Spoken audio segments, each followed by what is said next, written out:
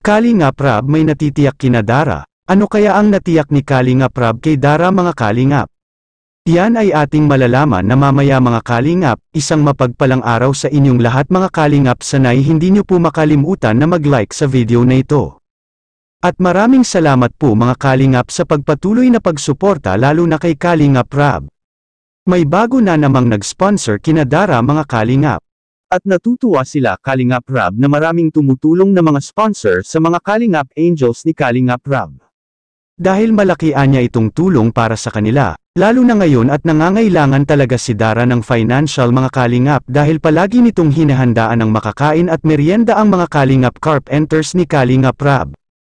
Bagay na nagpapahanga kay Kalingap Rab dahil inuuna ni Dara ang ibang tao na nakapaligid sa kanya. At isa na din sa hinahangaan ni Kalingap Rab kay Dara dahil si Dara mga Kalingap ay matipid itong humawak ng pera. Dahil nga ay ang pera na ibinibigay ni Kalingap Rab para sa kanila ay nagkukuha lang sila ng magagastos nila at ang natira ay ihuhulag na ito sa bangko.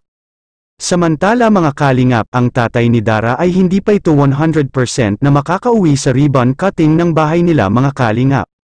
Dahil sa pagkakaalam ko po mga Kalingap ay nahihiya ang papa ni Dara kay Kalingap Rab at lalo na kay Dara.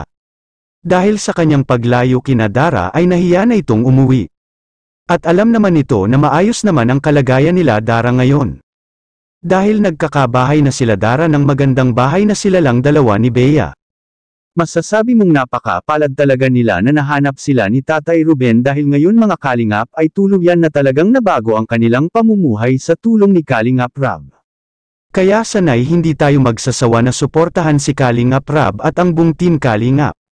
At para madami pang mga tao ang matutulungan nila, sa kabilang dako naman mga Kalingap kahit na hindi pa uuwi ang tatay ni Dara mga Kalingap ay walang problema ito dahil nasa maayos na kalagayan sila Dara at Bea.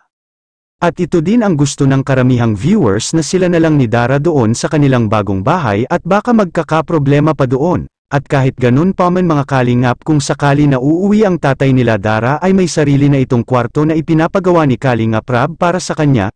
Napakabait talagang tao itong si Kalingap Rab mga Kalingap dahil mapagpakumbaba siya sa lahat ng panahon.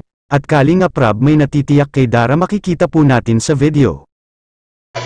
Mag-imbak na kayo ng ng mga itlog, Di ba? Pag ayos na itong bahay mo, sigurado si Dara may cabinet yan.